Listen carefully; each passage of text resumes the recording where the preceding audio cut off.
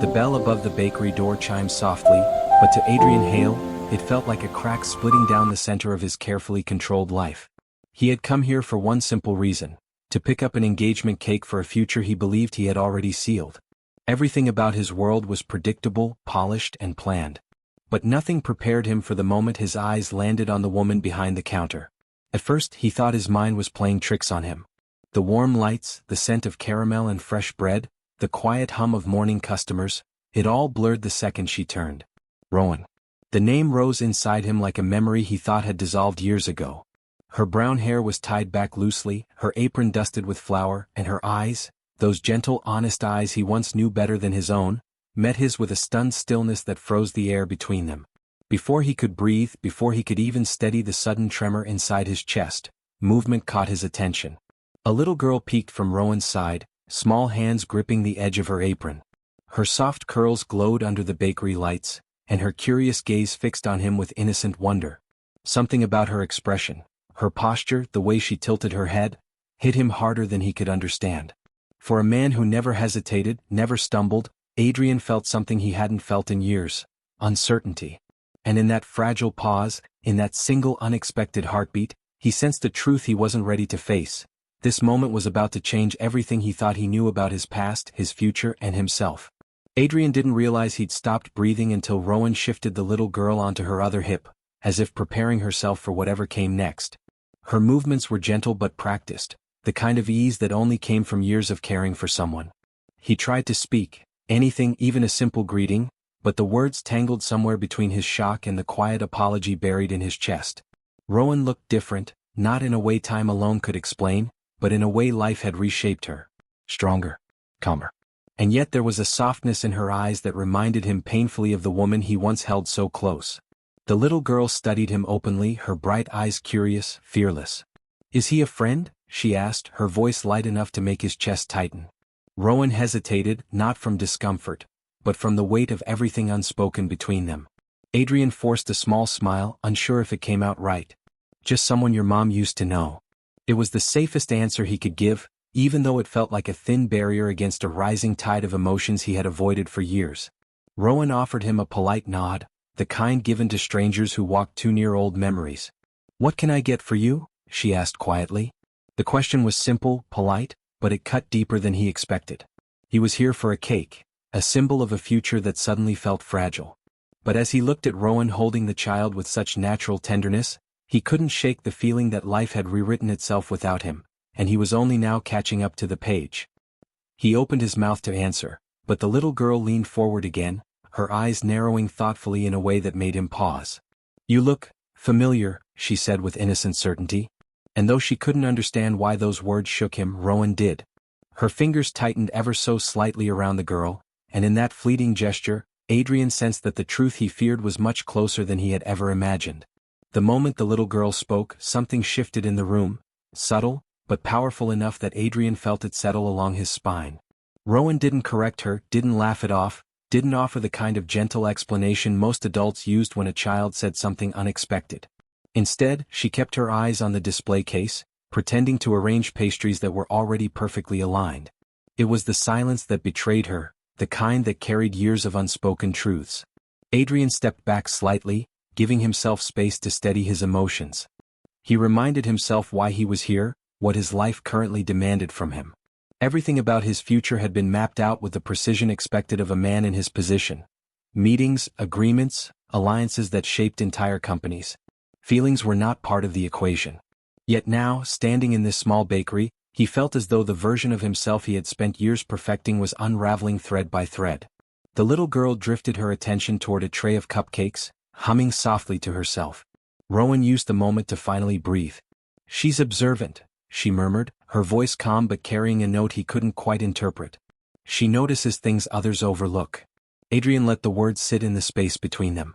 He wondered if she meant it as a warning, if the resemblance he felt tugging at his heart was something Rowan had lived with every single day. He took another step closer, not out of boldness but out of a quiet need he didn't fully understand. "Rowan," her name came out carefully as if he worried it might break. She didn't look at him immediately, instead she traced her fingers along the countertop, gathering the courage to meet his gaze.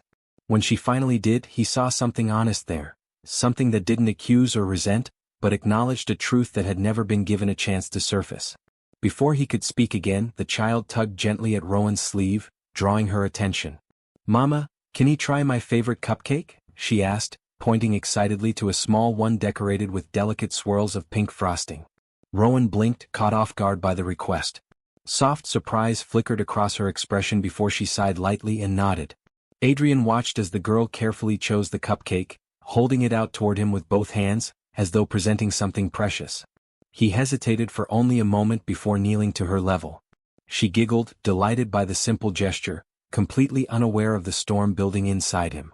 When he tasted it, sweetness melted on his tongue, gentle, familiar, impossibly nostalgic. Rowan's cupcakes had always tasted like this. The realization struck him with a quiet intensity he couldn't ignore. Rowan stood still, watching him with a mixture of hope and caution, as if bracing herself for a reaction she feared yet needed to see. And in that small, tender moment, surrounded by sugar, light, and a child who looked at him with unfiltered trust, Adrian felt something inside him shift. It wasn't certainty. It wasn't fear. It was the beginning of a truth he could no longer walk away from. Adrian stayed kneeling for a moment longer than he intended, the cupcake's gentle sweetness lingering on his tongue and stirring memories he thought were long gone. When he finally rose, Rowan's gaze followed him, steady, careful, almost searching. The little girl had already turned her attention to a row of colorful macarons, humming a soft tune that filled the air with innocence. Yet beneath that gentle sound, an invisible tension wrapped itself around all three of them, pulling tighter by the second. Rowan wiped her hands on her apron, though they were already clean.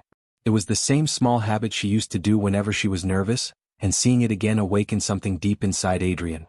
"She really likes you," Rowan said quietly, not accusing, not welcoming, simply stating a truth she could no longer hide. He didn't know how to respond. Any word felt too heavy or too light for the moment.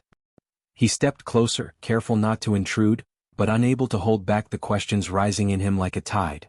"Rowan, there's something I need to ask." The way her shoulders stiffened told him she already knew what question waited behind his breath, but she still kept her gaze on the pastries as if they held the answers she didn't want to speak. Before he could continue, the little girl turned around again, holding a macaron in both hands. "Can he stay a little longer?" she asked, her smile bright and effortless. It was such a simple request, yet it carried weight neither of them expected. Rowan's lips parted, but no words came out. Adrian found himself stunned by how naturally the child included him, as if she had known him far longer than a few minutes. Rowan finally forced herself to speak. "Sweetheart, he's busy. He has things to do." There was something fragile in her voice now, something that cracked slightly at the edges. Adrian heard it. He felt it. And for the first time he wondered what her life had looked like these past years, what choices she had made, what burdens she had carried alone. The girl pouted softly and returned to her treats, leaving the adults suspended in a silence that held more truth than either dared to address. Adrian's fingers brushed the counter lightly, grounding himself before he spoke again. "Rowan, tell me who she is to me." Rowan closed her eyes for a heartbeat, gathering strength, but the answer didn't come. Instead, she looked at him with an expression that mixed apology, fear, and something painfully tender. "This isn't the place," she whispered. And just like that, a new realization settled inside him. He wasn't imagining the resemblance, the connection, or the ache that had been growing since he stepped through the door. Something life-changing waited beyond the walls of this bakery, and Rowan had been carrying it alone. The truth wasn't just near. It was already knocking on the door of his future, asking to be seen. Adrian felt the words "this isn't the place" echo long after Rowan spoke them, settling into him like a truth he had always sensed but never dared touch. She didn't run. She didn't hide. She simply looked at him as someone who had carried years of decisions alone, and now stood at the edge of revealing everything. The moment stretched between them, fragile and shifting, as if the entire bakery were holding its breath. Rowan glanced at the clock on the wall, then at the little girl now arranging macarons in neat, colorful rows.